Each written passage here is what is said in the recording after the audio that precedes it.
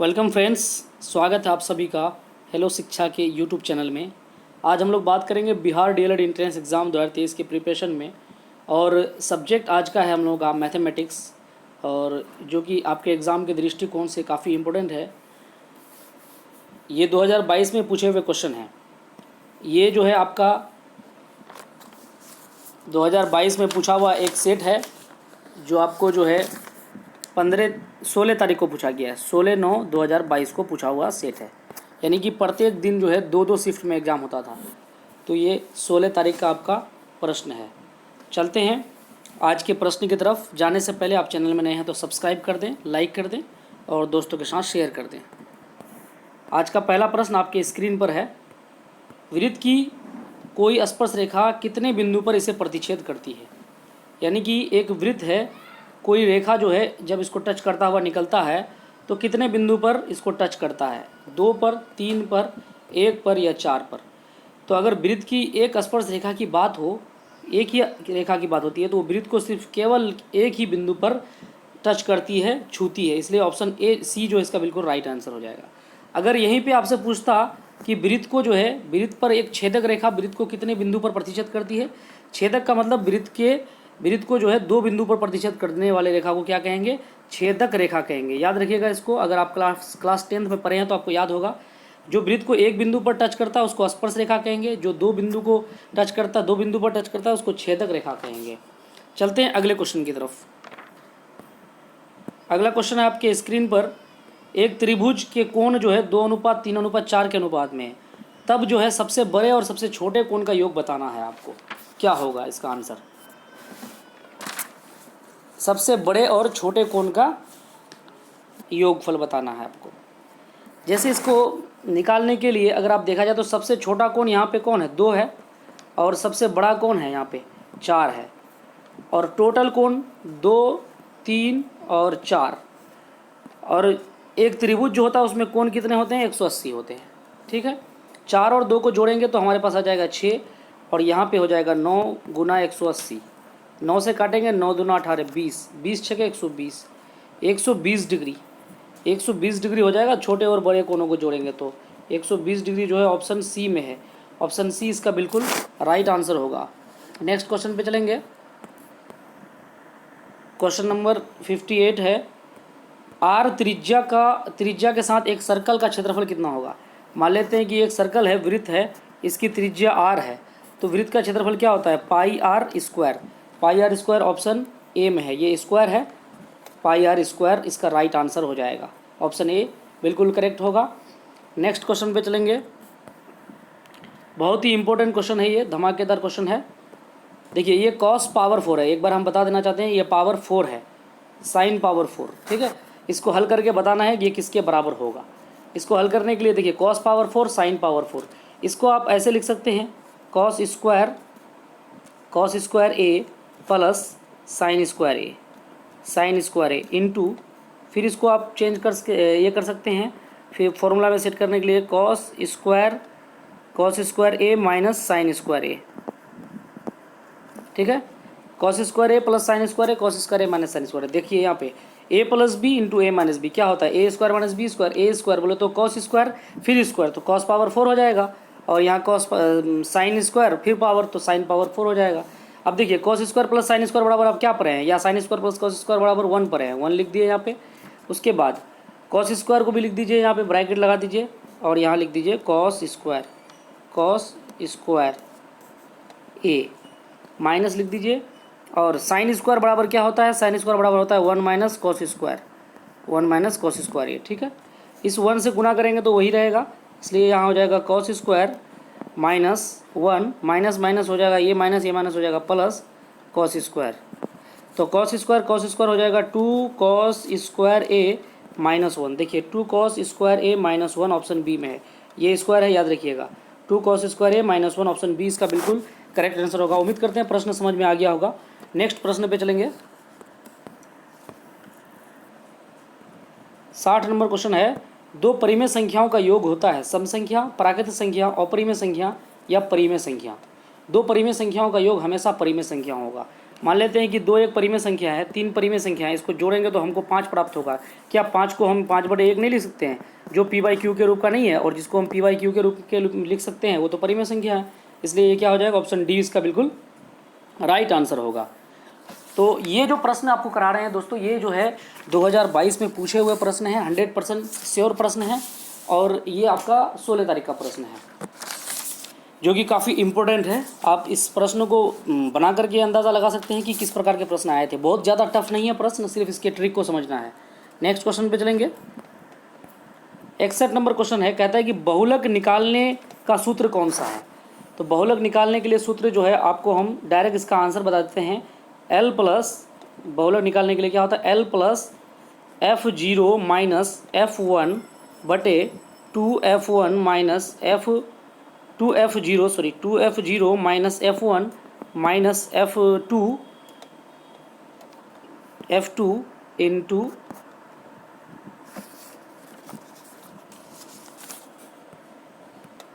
Into यहाँ पे क्या हो जाएगा, H हो जाएगा। क्या हो जाएगा, H हो जाएगा, H।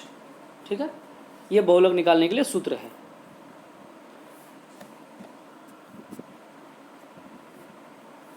नेक्स्ट क्वेश्चन पे चलेंगे। 62 नंबर क्वेश्चन है, मूल बिंदु से एक्स वाई की दूरी ज्ञात कीजिए। मूल बिंदु से दूरी ज्ञात करना है। मूल बिंदु का निर्देशांक होता है 0,0। इससे आपको इसकी दूरी निकालना है। तो 0 माइनस एक्स का स्क्वायर प्लस फिर 0 माइनस वाई का स्क्वायर, यही तरीका है। 0 माइनस एक्स करेंगे तो क्या होगा, एक्स माइनस एक्स होगा, माइनस एक्स का स्क्वायर, फिर 0 माइनस वाई करेंगे माइनस वाई होगा। ठीक है, तो हो जाएगा, जब भी स्क्वायर किसी पर रहेगा तो माइनस क्या हो जाएगा, प्लस एक्स स्क्वायर, और वाई पर भी प्लस, तो under root X square plus Y square, X square plus Y square. देखिए ये अंडर रूट है, पूरे पे रूट है यहाँ पे, X square plus Y square. Option B इसका बिल्कुल करेक्ट आंसर होगा। नेक्स्ट क्वेश्चन पे चलेंगे। यदि दो गोलों के सतहों के क्षेत्रफल का अनुपात 16:9 के अनुपात में है, 16:9 के अनुपात में है, तो उनके आयतन का अनुपात बताना है आपको। क्या बताना है, उनके आयतन का अनुपात। 63 का आंसर बताना है कि उनके आयतन का अनुपात क्या होगा। गोले के इसका अनुपात दे दिया है आपको, क्षेत्रफल का अनुपात, उसके आयतन का अनुपात सिर्फ आपको बताना है। बताइए इसका क्या आंसर होगा 63 का। देखिए गोले का क्षेत्रफल आप पढ़े हैं 4πr²। तो पहला जो त्रिज्या रहेगा वो r1 मान लेंगे, फिर 4πr² या r2 मान लेंगे। ठीक है, देखिए 4π तो कैंसिल हो गया, r1 और r2 आपके पास बचा है। r1 r2 को आप कैसे क्या करेंगे, आपके पास क्षेत्रफल है, ये क्षेत्रफल के बराबर होगा तो क्या हो जाएगा, 16/9 हो जाएगा। ठीक है, इतना तो आप कर ही सकते हैं। अगर r1/r2 हम करेंगे तो ये किसके बराबर हो जाएगा, √16/9, क्योंकि इसका स्क्वायर हटेगा इधर चलेगा, तो यहाँ 4 हो जाएगा, नीचे में 3 हो जाएगा, 4:3। यानी कि r1 अनुपात r2 इक्वल टू 4:3। देखिए तो 4:3 कहाँ पे है, ऑप्शन ए में है। इसका ऑप्शन ए जो है बिल्कुल राइट आंसर होगा। लेकिन यहाँ पे आपसे अनुपात पूछा है किसका, आयतन का। यहाँ पे अगर देखा जाए तो ये ए, ऑप्शन ए बिल्कुल इसका सही नहीं होगा, क्योंकि 4:, ये आपका त्रिज्या का अनुपात आया। आयतन के लिए आपको क्या करना पड़ेगा, इस पर क्यूब चढ़ाना पड़ेगा। 4:3 आया तो इस पर हम क्या चढ़ा देंगे, क्यूब चढ़ा देंगे। ठीक है, क्यूब कैसे चढ़ेगा, आप देखिए आपके पास 4:3 आया तो ये आपका r1 हुआ, ये r2 हुआ। क्यूब यानी गोले का आयतन होता है त्रिज्या का क्यूब, उसका भुजा क्यूब, यानी त्रिज्या अगर है तो वो उसका भुजा कहलाता है। तो r1 हो जाएगा आपका 4/3, इसका जो है क्या हो जाएगा, क्यूब हो जाएगा दोनों पर। तो 4 को 3 बार गुना करेंगे 64 हो जाएगा, और ये 27 हो जाएगा, 64:27। ऑप्शन बी इसका बिल्कुल राइट आंसर होगा, क्योंकि आयतन का अनुपात पूछा था। ऑप्शन बी बिल्कुल राइट होगा। नेक्स्ट क्वेश्चन पे चलते हैं। 64 नंबर क्वेश्चन है, n परीक्षणों का माध्य 12 तथा उन परीक्षणों का योग 132, तो उनका मान ज्ञात करें उसका। 12, 10, 8, 11 या फिर 8, क्या आंसर होगा इसका। 64 का बताना है आपको। कुल प्रेक्षणों की संख्या आप पढ़े होंगे, कुल प्रेक्षणों की संख्या बराबर होता है योग बटे माध्य। कुल प्रेक्षणों की संख्या क्या होता है, कुल प्रेक्षणों की संख्या इस किसके बराबर होता है ये? योग बटे माध्य, योग बटे माध्य। योग आपका कितना है? 132, 132 और माध्य है आपका 12। इसको काटेंगे तो हमारे पास आएगा 11। तो ऑप्शन सी इसका बिल्कुल राइट आंसर होगा। नेक्स्ट क्वेश्चन पे चलेंगे। यहाँ पे आपको x का मान पूछा जा रहा है कि x बराबर कितना होगा, लेकिन यहाँ फिगर दिया हुआ नहीं है। इस फिगर को हम बना देते हैं, आप इस फिगर को देख सकते हैं। यहाँ पे देखिए एक त्रिभुज है, इस प्रकार से त्रिभुज है और ये समकोण त्रिभुज है। यहाँ पे 90 डिग्री का कोण बनता है, दिया हुआ था ये। और यहाँ पे आपका 2x है और यहाँ पर आपका 3x है। आपको x का वैल्यू बताना है। देखिए इन त्रिभुज में अगर तीनों कोणों को देखा जाए तो कितना डिग्री हो जाएगा, या फिर ये अकेला अगर 90 डिग्री है तो ये दोनों मिलाकर कितना होगा? 90 डिग्री होगा, क्योंकि त्रिभुज के तीनों कोण 90 डिग्री होते हैं। तो ये अकेला 90 डिग्री है तो ये दोनों मिलाकर के कितना होगा? 2x और 3x मिलकर के कितना हो जाएगा? 90 हो जाएगा। 3x और 2x हो जाएगा 5x, 5x इक्वल टू 90। 5 से काटेंगे तो 18 हो जाएगा। x बराबर कितना हो जाएगा? 18 डिग्री। 18 डिग्री ऑप्शन डी में है। ऑप्शन डी इसका बिल्कुल राइट आंसर हो जाएगा। नेक्स्ट क्वेश्चन पे चलते हैं। आपका क्वेश्चन है a1x समीकरण का निकाय दिया हुआ a1x plus b1y plus c1 बराबर 0 तथा a2x plus b2y plus c2 बराबर 0 का अद्वितीय हल होगा। देखिए अद्वितीय हल पढ़े हैं आप, समांतर पढ़े हैं और संपाती पढ़े हैं, ये तीन चीज़ पढ़े हैं। आपको हम बता देते हैं अलग अलग करके। देखिए a1 बटे a2 बराबर b1 बटे b2, ये अगर c1 बटे c2 ये तीनों बराबर होगा तो इसको हम लोग क्या कहेंगे? अनेक हल कहेंगे। इसको क्या कहेंगे? अनेक हल होगा इसका हल नहीं निकाल लेंगे हम, ठीक है। और दूसरा a1 बटे a2 बराबर b1 बटे b2 बराबर c1 बटे c2। अगर यहाँ कटा हुआ रहेगा तो इसको हम लोग कहेंगे कोई हल नहीं, इसका कोई हल नहीं होगा, ठीक है। और तीसरा है a1 बटे a2 बराबर b1 बटे b2 बराबर c1 बटे c2। और अगर यहाँ शुरू में कटा हुआ रहेगा यानी कि a1 बटे a2 बराबर नहीं होगा b1 बटे b2 के, तो ये आपका कहलाएगा अद्वितीय हल। क्या कहलाएगा? अद्वितीय हल।